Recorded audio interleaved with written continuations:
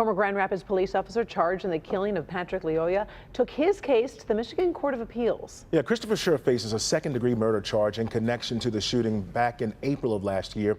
Megan Woods is following this case today. Megan, his attorneys are claiming that the shooting was justified.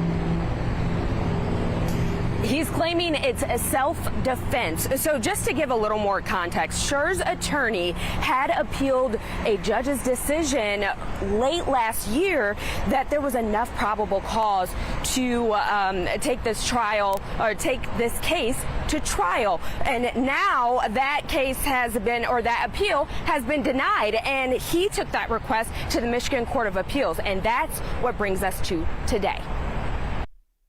A panel of 3 judges listened. People versus us. Aren't we bound by that?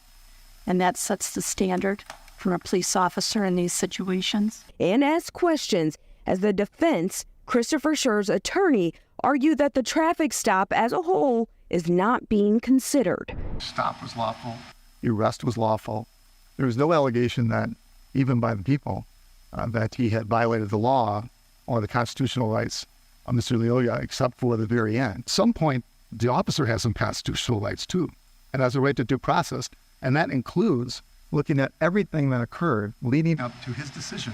Yet Kent County's assistant prosecutor says she can point out how the moments leading up to Lyoya's death were unreasonable. And that's exactly what Doss says, that we have to submit this to a jury when there's conflicting evidence about the reasonableness of someone's actions with respect to self-defense. She explains that if the Court of Appeals sides with the defense, they have to consider the precedents it will set. And to say that an officer can lawfully use deadly force against someone who merely shoves them, what that means in the course of this case is that Officer Scher could have shot and killed Mr. Lyoya almost at the instant he started running away. And that's not the law, and that's never been the law.